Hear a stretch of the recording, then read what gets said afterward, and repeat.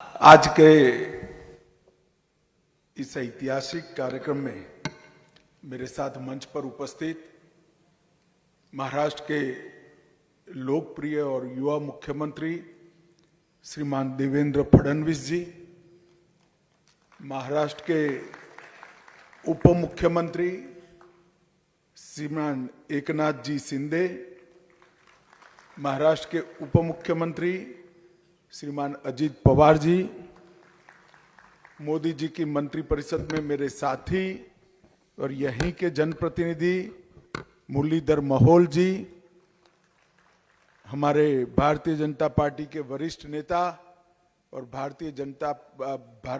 महाराष्ट्र सरकार के मंत्री चंद्रकांत दादा पाटिल जी, जनता सहकारी बैंक के अध्यक्ष श्रीमान रविंद्र जी, श्रीमती अलका पेटकर जी, उपाध्यक्ष जनता सहकारी बैंक श्री जगदीश कश्यप जी, सीईओ जनता सहकारी बैंक, और आज इस कार्यक्रम में आए हुए सभी बंधु भगिनियों को मेरा प्रणाम, नमस्कार। सबसे पहले तो मैं जनता सहकारी बैंक लिमिटेड का बहुत हृदय से धन्यवाद करना चाहता हूं कि मुझे हीरक जयंती वर्ष समारोह में बुलाकर आप सभी से मिलने का मौका दिया, अवसर दिया। जब सहकारिता मंत्री को किसी सहकारी बैंक का निमंत्रण मिलता है तो सहकारिता मंत्रालय सबसे पहला काम करता है उसके बैलेंस शीट की जांच करता है कि बैंक के कार्यक्रम में जाना चाहिए या नहीं जाना चाहिए। जब सेक्रेटरी ने मुझे बताया कि आप जा रहे हो, मैंने बोला इसका जांच मत करो, इस संघ के स्वयंसेवकों ने बनाया हुआ बैंक है, यहां बैलेंस शीट अच्छा ही होगा। और ये जो विश्वास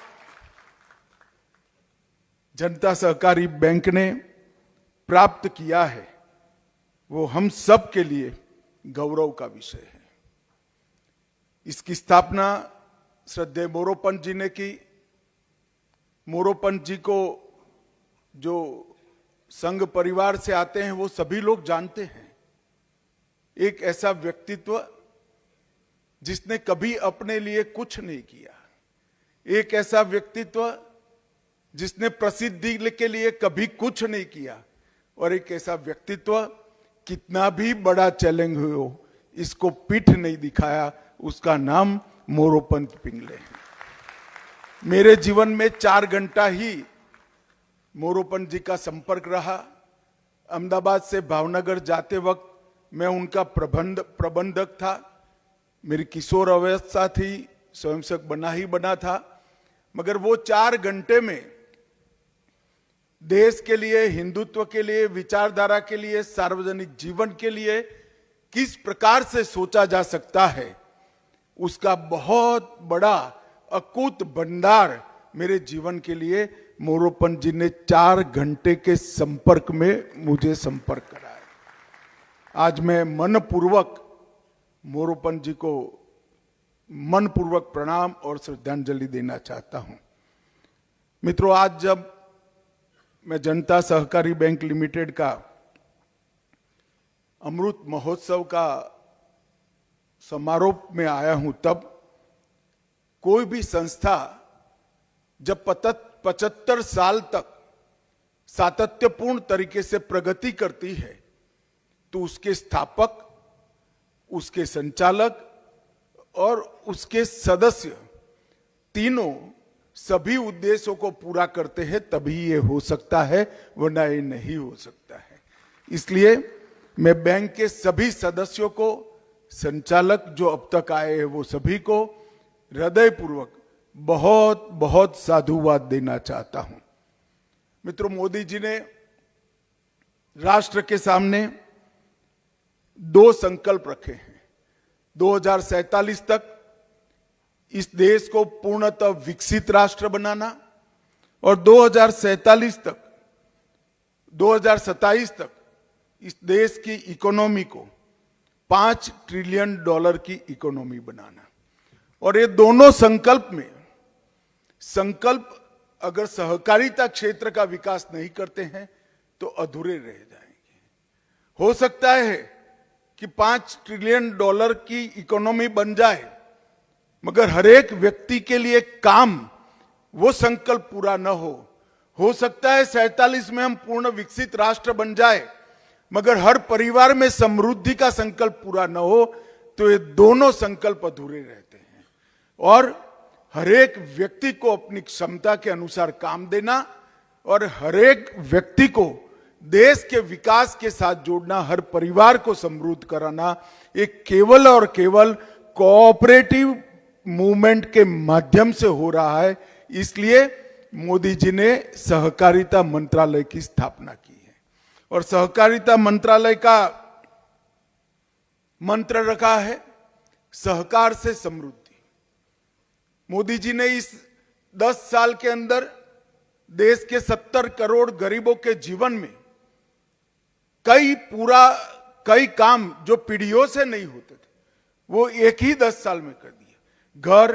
घर में बिजली, घर में पानी, घर में शौचालय, घर में गैस, 5 लाख तक का स्वास्थ्य का बीमा और 5 किलो तक का हर व्यक्ति को अनाज।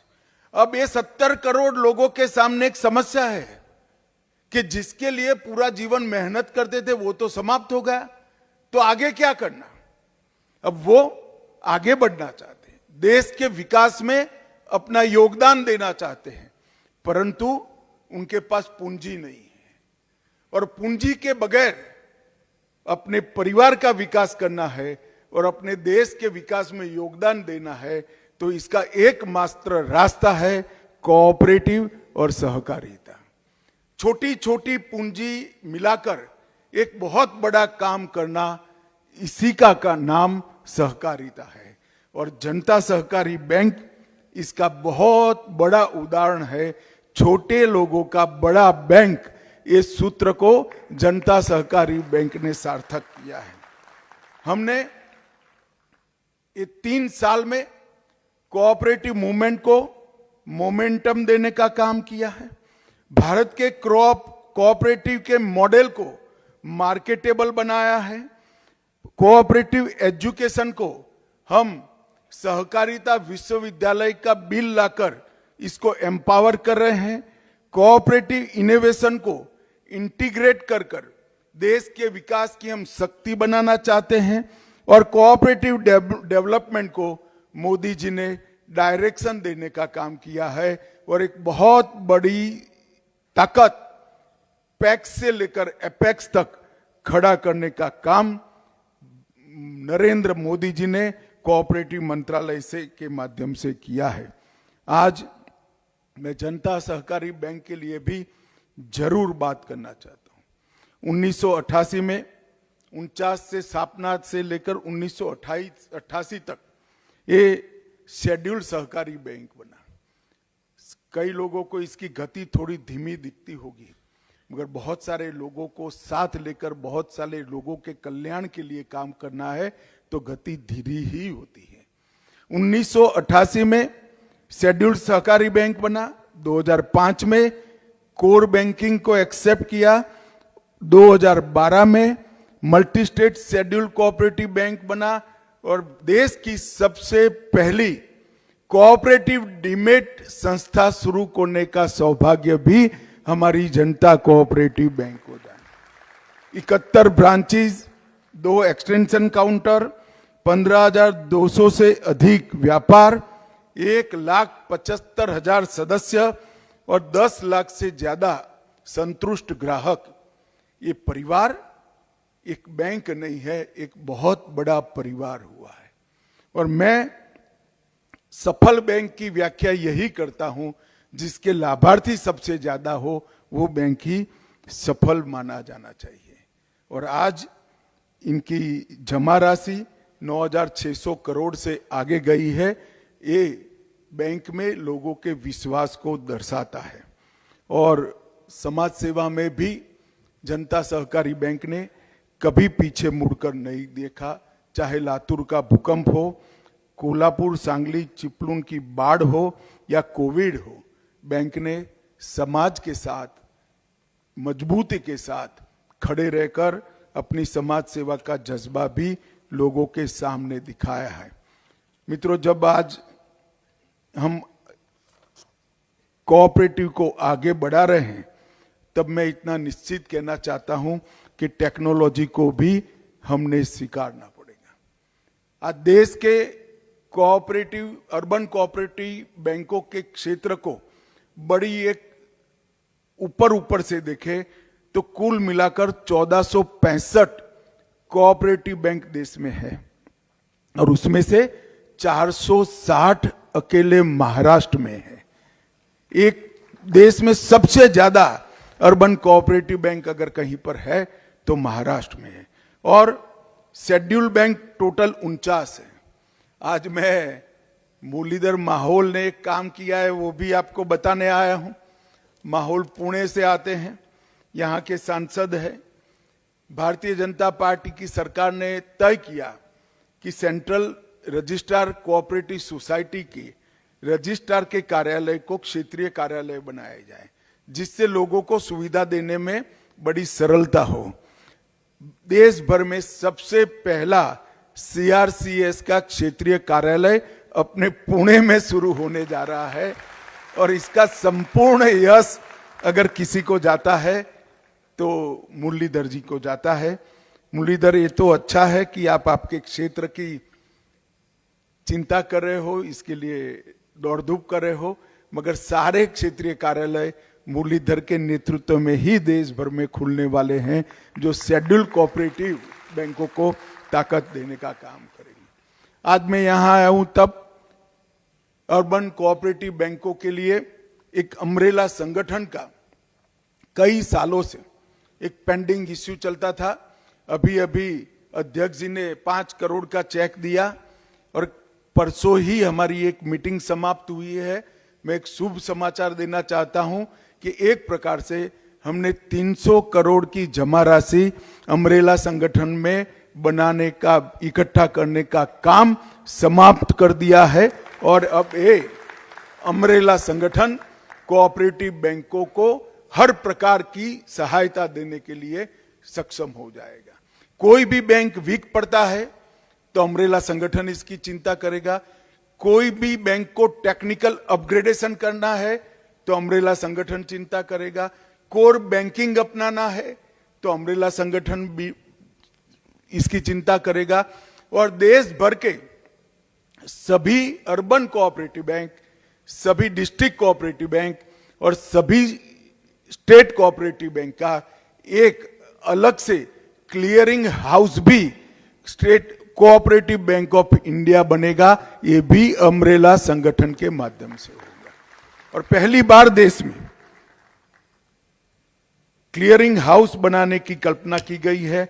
मुझे विश्वास है कि आने वाले 2 साल के अंदर हम इसको पूरा कर देंगे। मोदी जी के नेतृत्व में सहकारिता मंत्रालय ने ढेर सारे काम अर्बन कोऑपरेटिव बैंक के बिजनेस को बढ़ाने के लिए किए हैं। हमने आधार इनेबल्ड पेमेंट सिस्टम इस कोऑपरेटिव बैंकों के लिए खुला किया है।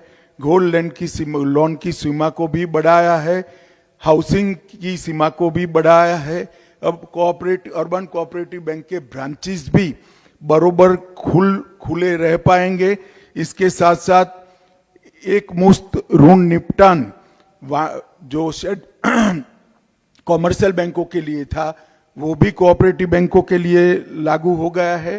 पीएसएल के लक्ष्यों को पूर्ति के लिए हमने ज्यादा समय देने का काम भी किया है। डोर स्टेप बैंकिंग का भी हमने कोऑपरेटिव बैंकों के लिए खुला किया है और शहर में भी आवास ऋण की सीमा को बढ़ाने का काम हमने किया है। और अब अम्ब्रेला संगठन के बाद पूरा क्लियरिंग हाउस देश के किसी भी हिस्से में कोऑपरेटिव बैंक हो, इसका क्लियरिंग कोऑपरेटिव बैंकों के माध्यम से ही होगा। ये व्यवस्था भी एक प्रकार से खड़ी हो जाएगी।